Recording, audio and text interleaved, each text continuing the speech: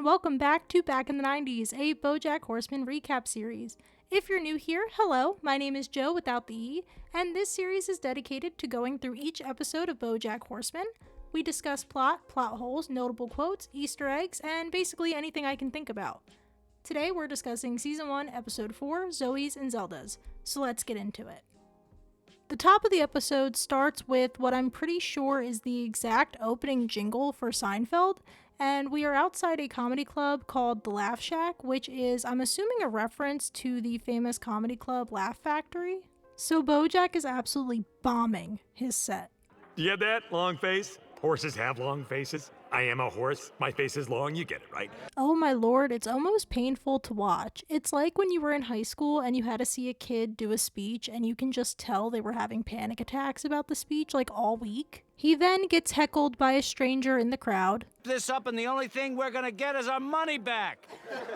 Okay. It wasn't that funny. Maybe you didn't get it. This obviously flusters Bojack even more, and we assume that he stops his set after this. Next shot, we're by the bar, and the heckler comes over to Bojack and gives him some advice on how to improve his delivery. Why are you giving me advice?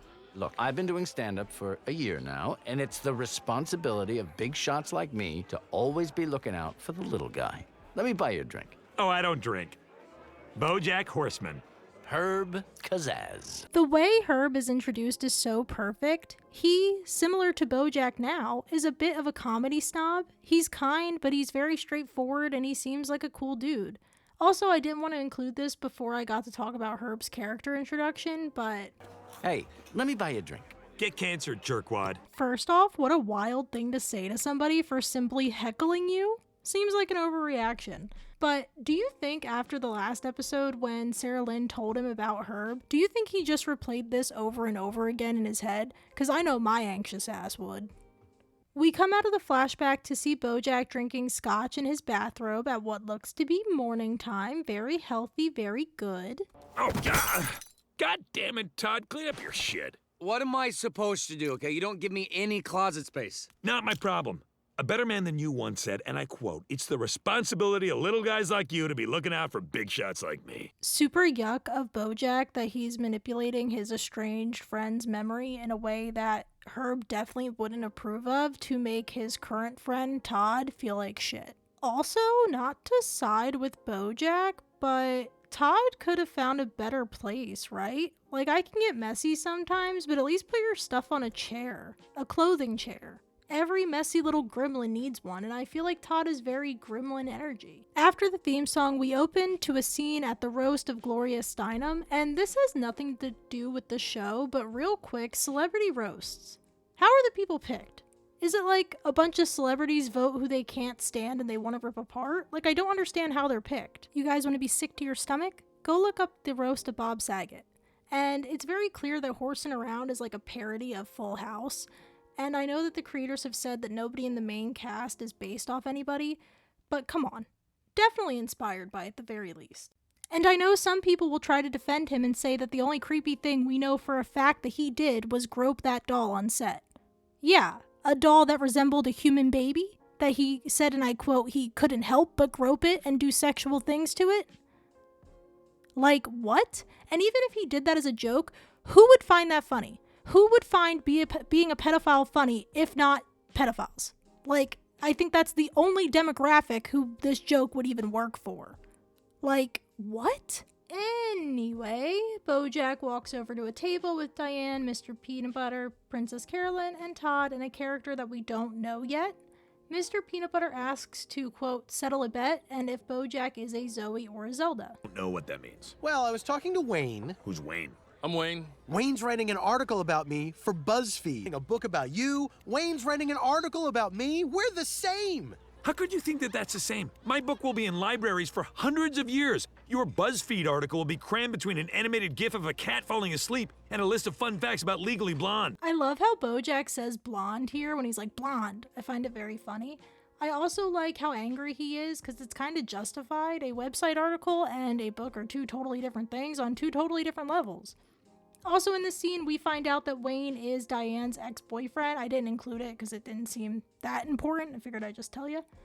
And finally, after Bojack yells at Mr. Peanut Butter replies, "Classic Zoe." And Bojack's like, "I still don't understand that." So Wayne explains it to him. Zelda was the sunny, fun-loving extrovert, Look at my pumpkin, Mr. Peanut Butter. Pretty smile, Zelly Belly. whereas Zoe was the smart, cynical introvert. My pumpkin's throwing up because Halloween encourages excessive consumption of refined sugar at a time when obesity rates are sky high. Plus, Halloween costumes are a gateway to casual racism. Why don't I keep the knife, Zobo? The theme throughout this episode revolves around being one of the two of these archetypes. And while human archetypes can be helpful in studies such as psychology, sociology, anthropology, people are multifaceted beings. I consider myself to be very introverted, but also very optimistic. I have anxiety, but I have an overall sense of like things have to work out. A person is not just one singular set of traits. Life would be so boring if that was the case. It reminds me of the TikTok look archetypes that were going around a while back, and it really rots our brains trying to squeeze ourselves into a category. Like, what the fuck is fox pretty, and why are my feelings hurt that I'm not fox pretty? So which one are you, Bojack? I think I'm above this. Said the Zoe. Well, I think I'm a Zelda. Or maybe you're the third kind of person whose only function is to drain the energy and life force from his host organism. Hey Bojack, how about you kick rocks, bud? Todd didn't do anything to you or anyone else. Nah, he's right. I'm pretty much worthless. See? You say something to someone enough times and eventually he internalizes it. The system works. This is so gross to me. I don't understand how someone can go through years of mental and emotional abuse by their caregivers only to turn around and do it to somebody else. Personally, for me, I would never want to make anybody feel the way I felt when I was in a bad situation. And I don't know, it just bums me out. Like, go to therapy, dog. We won't ever finish the rock opera I'm working on. What? Since when are you working on a rock opera? Oh no, why'd I ask that?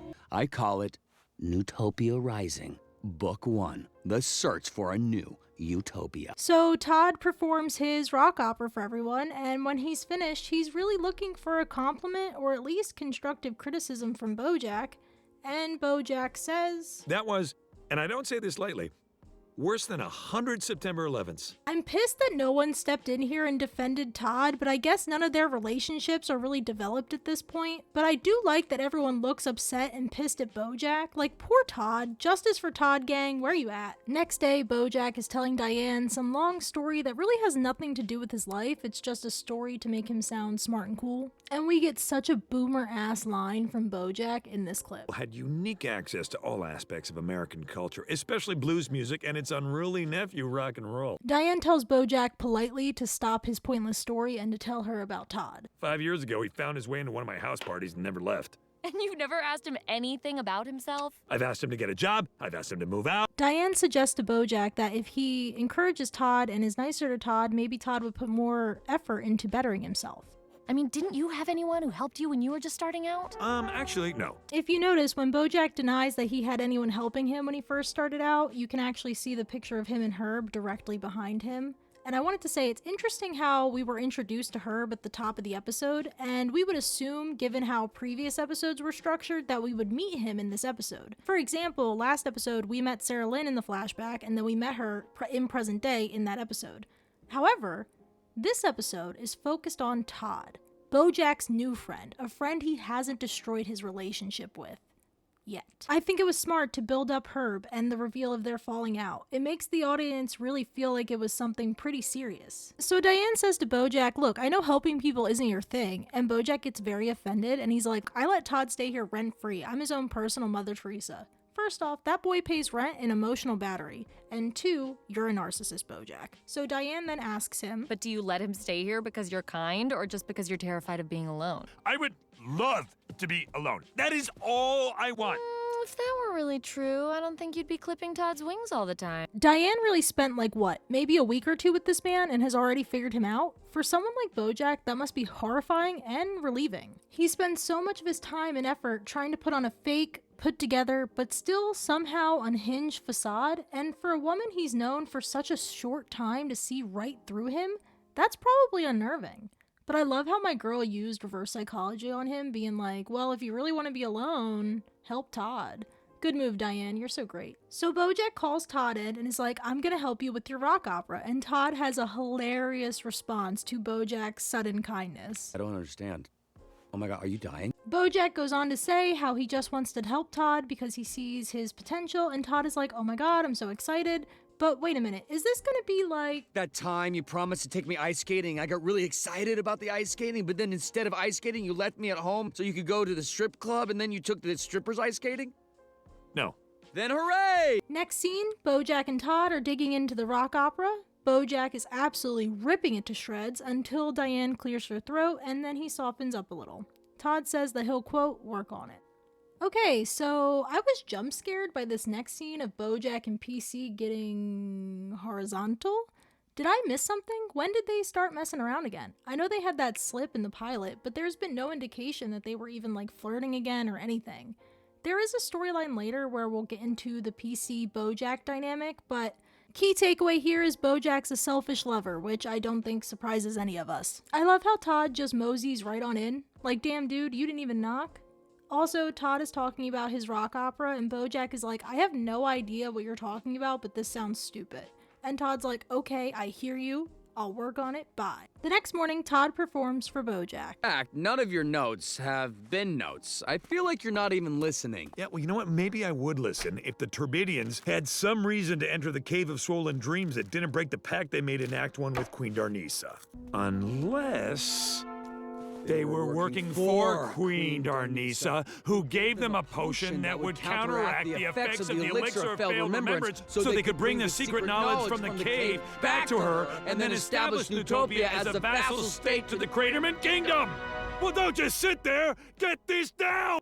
After that scene, we get another cutaway to Bojack and Princess Carolyn during Schmexy time, except Princess Carolyn's not even in the bed. She's brushing her teeth, so that's great. Todd interrupts them again, and they talk about the rock opera yet again, and then we cut to the next morning when they are having a great time working on the rock opera, and Bojack invites Todd to lunch. Wait, you want to get lunch with me? Yeah, that's right. Is this like the time you invited me to lunch, but then when I got to the restaurant, you texted me to tell me you weren't coming because you were at a strip club eating stripper for lunch, and also it was my birthday? No. Then hooray! Next scene, we transition to Mr. Peanut Butter and Diane's house, and we have a very tense atmosphere, but Mr. Peanut Butter is pretty much oblivious to it, which is pretty on brand. What's that old expression?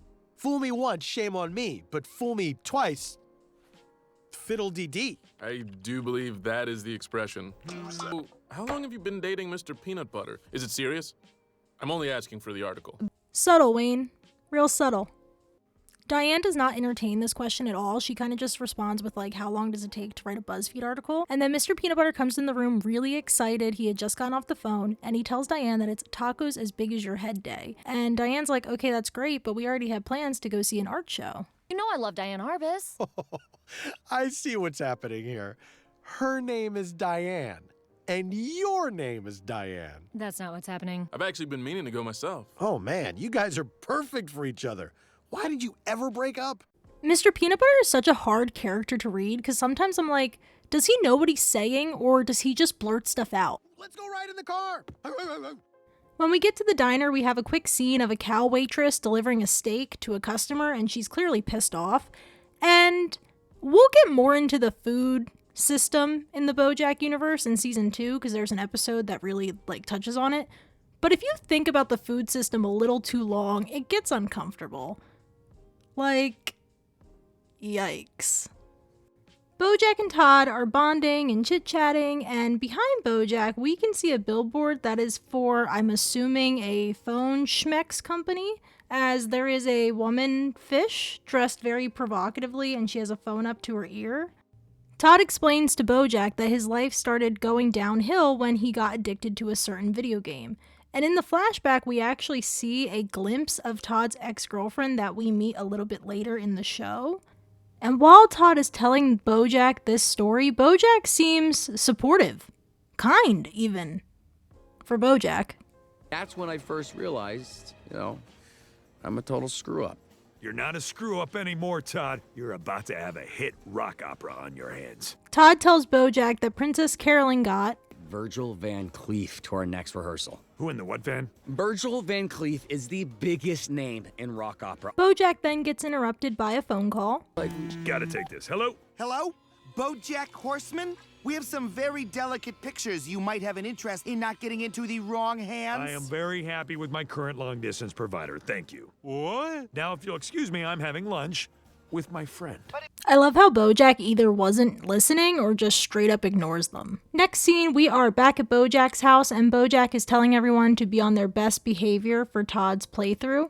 And if you notice behind Bojack, we can see the burnt up ottoman from last episode.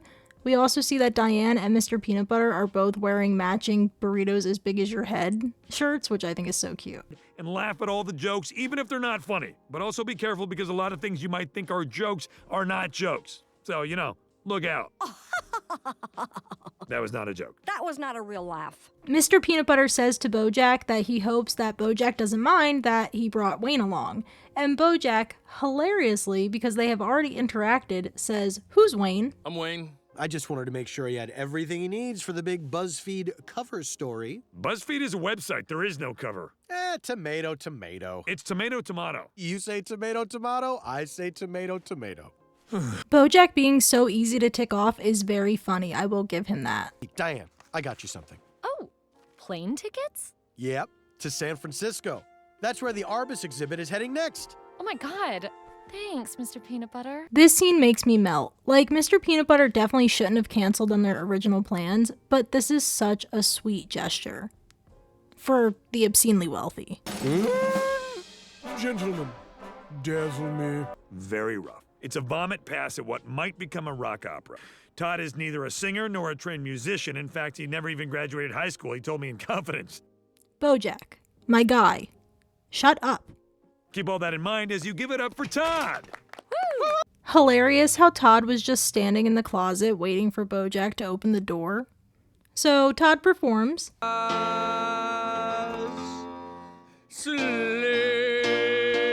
It's adorable seeing Bojack get into it and be supportive. It's spellbinding. All right. So Van Cleef loves it and tells Todd that they were supposed to do a different play, but of course, Andrew Lloyd Webber has to be a real hot penis about everything. Oh, Andy, fool me once, shame on you, but teach a man to fool me, and I'll be fooled for the rest of my life. I love how we have two different characters in this episode saying two different wrong versions of the saying, fool me once, shame on you, fool me twice, shame on me. And I think that is so, so funny. So Van Cleef is going to produce Todd's play, and he asked Todd if it can be ready to debut in 6 weeks. Just when you think you have a person pegged, he can still find ways to surprise you. Yeah, Todd really rose to the occasion, didn't he?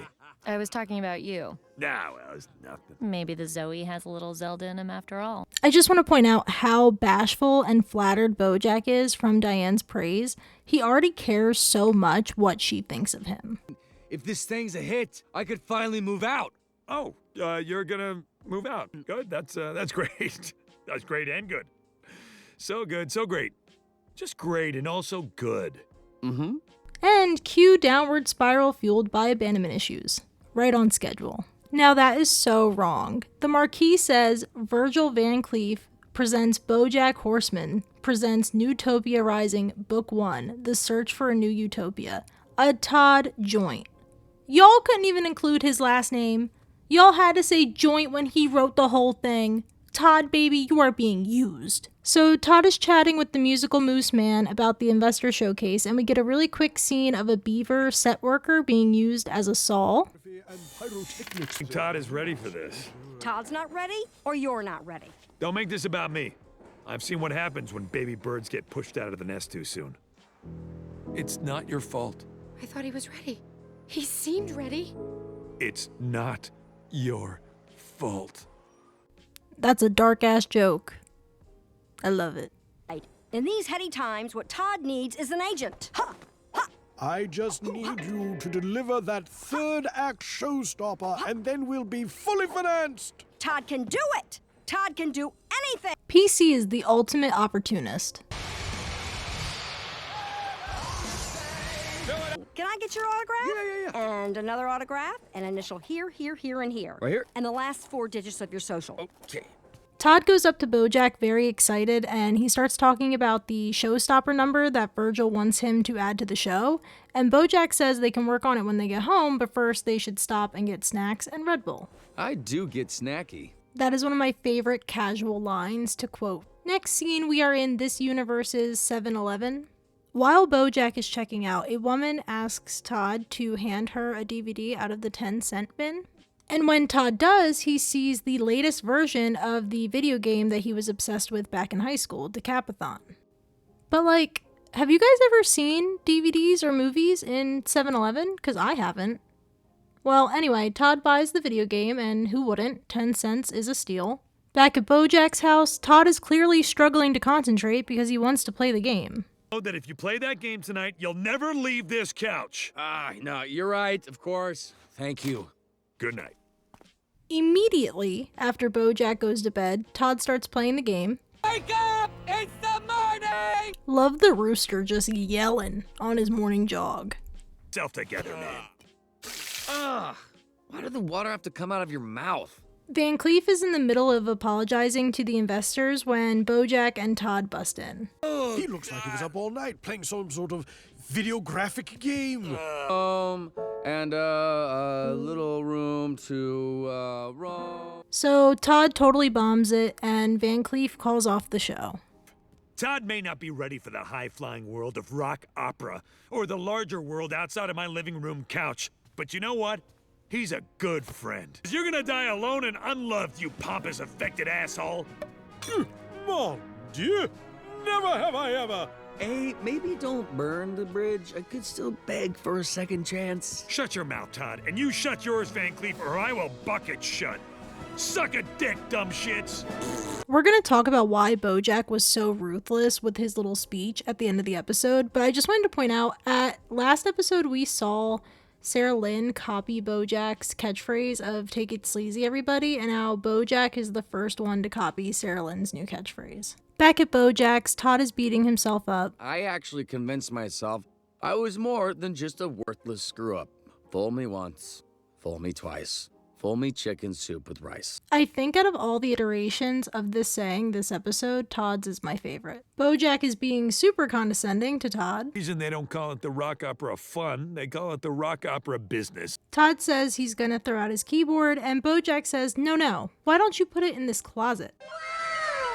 And that's what abusers do. They give you nothing for so long that when they give you a minuscule thing, it feels like the world. Screw Bojack, man. Todd deserves a better friend. Bojack then takes the game and says he's gonna go get rid of it. Next scene, we see Diane find Wayne's laptop, and she sees that the notes that he's been writing on Mr. Peanut Butter are just gibberish, so she confronts him about it. I've been following you two around for the last couple weeks, and I think it's pretty obvious to everyone that you shouldn't be with Mr. Peanut Butter. You should be with me. What? Like, yeah, Mr. Peanut Butter blew off Diane's plan once that we saw, but that's not really a reason why they should, like, break up. Their relationship has issues, but we really haven't seen much of them yet. What's your article on Mr. Peanut Butter called? The working title is 9 Jokes from the 90s We Haven't Stopped Laughing At. I knew it! Come on, like you're not gonna tear Bojack apart in your book. I'm not tearing him apart. I'm writing a nuanced portrait of a complicated man. Well, then we might be doing different things. Diane goes on to explain why she's with Mr. Peanut Butter, even though she owes this guy nothing, and he makes this, like, insane observation. The problem is, you're trying to be a Zelda, but you're so obviously a Zoe. Ugh, don't label me. We know from a later episode that Mr. Peanut Butter and Diane have been together since 2009, and the first season was in 2014. So this dude hasn't seen her in at least 5 years. Like, a lot can change in 5 years. People can change and grow in 5 years. But I guess his next point negates this, so let me shut up. People don't change, Diane. Not really. Mr. Peanut Butter's a Zelda. He's happy, and he's carefree, and he's loving.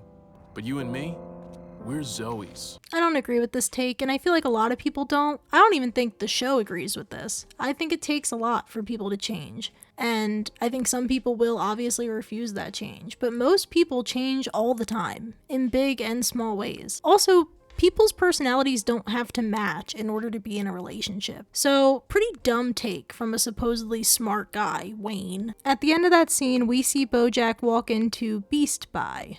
I bought this earlier and I'd like to return it. I don't know where the receipt went. I remember you. You came in yesterday. No problem. And we find out Bojack was behind everything. He bought the brand new game, he bribed the store clerk to pretend it was on sale at their store, even going so far as to hire character actress Margot Martindale to play the store lady. That is doing so much to sabotage someone that you call a friend instead of just swallowing your pride and asking them to live with you. Going back to what I wanted to say earlier about when Bojack is telling off Van Cleef, Todd is like, don't burn the bridge when Bojack is going absolutely ballistic, but Bojack wants to burn that bridge for Todd. He doesn't want Todd to succeed. 1, the narcissist in him wouldn't handle it well. 2, as said many times in this episode, he is terrified of being alone. I don't feel good about what we did here, Bojack. I don't know what you're talking about. This never happened. It's so sad that Margot Martindale, a character we met this episode, has more empathy for Todd than Bojack, his supposed best friend. Bojack really went full A mode. Darkness is gonna come out, and when it does, I want you to call me. I like that guy. Insane that Mr. Peanut Butter was there the whole time.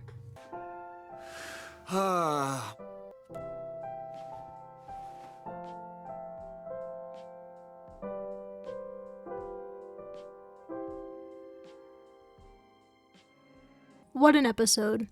A great depiction of the lengths that Bojack will go to avoid being vulnerable and still get what he wants. It's just so sad that he does that by screwing over his friends. If you enjoyed this video, please like and subscribe. Next time we will be discussing Season 1, Episode 5, Live Fast, Diane to Win. I'll see you then. Bye.